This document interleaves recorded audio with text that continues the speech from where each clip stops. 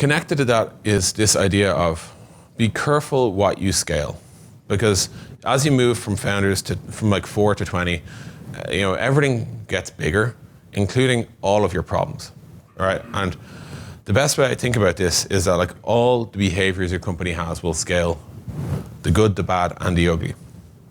If this is what your team looks like, and it's just 9 of you, and 2 of you are exemplary, 5 of you are just good, and 2 of you are bad, here's what that looks like when you actually hire. You get everything you want. Now the problem is, these 2 people might be relatively benign. However, you don't get a benign group of 13 people who are like countercultural. That actually becomes a problem. They become subcultures within your company who undermine you as a CEO. They become people who are like likely to participate in behavior that will get your company a bad reputation.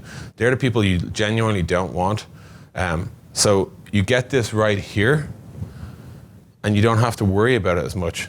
But if you just mindlessly don't fix problems that are small and then turn the dial up, everything gets worse. Another way to think about this is, I was reminded of this morning when a certain CTO of Basecamp was critiquing our revenue, saying that we're not quite profitable yet, because we're trending towards profitability but not yet profitable. I was sort of saying, well, there's a difference between a big problem that's getting smaller and a small problem that's getting bigger, right?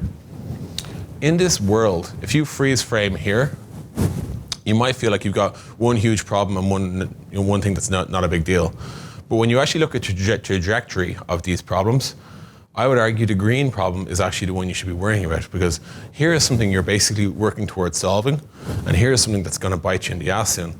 And that inflection point is when you're like, oh my God, we haven't spotted this, and then we have a whole new red line ready to come.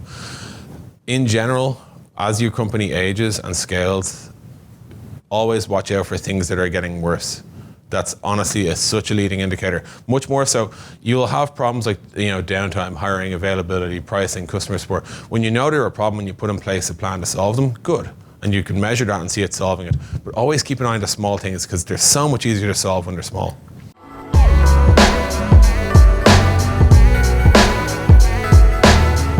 Let me take a moment to thank @Squarespace for, first of all, making amazing software. I was just working on one of the new projects I'm working on. You may have heard of television show. And we had to make a website, and I just went on to Google Domains, and I was buying a domain over at Google Domains, and boom, you can just, when you're setting up your Gmail, fire up and launch Squarespace. I guess they're partners now.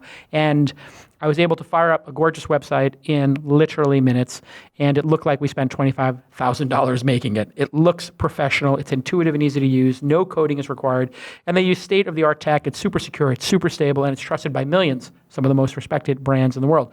We, in fact, use it for all of our events and conferences, and you can start your free trial today. No credit card is required. And you'll get a free domain name if you sign up for a year. I'm an idiot. I did it wrong. I signed up at the wrong domain place. I didn't know that I would get a free domain. I got to go back and do that next time. If you decide to sign up for Squarespace, if you do decide that you're going to sign up for Squarespace, which I'm sure you will, just use the promo code TWIST and you'll get 10% off your first purchase. It is an amazing, amazing product. It's super easy to use, and they keep adding features to it, which is one of the great things about the software as a service movement. They keep getting more people loyal to the product. They keep being able to hire more product managers, developers, and researchers to figure out what to make next. And boom, they make amazing product, and they keep the price the same. So things are getting better and better over there at Squarespace. I love the product. Go ahead and follow @Squarespace.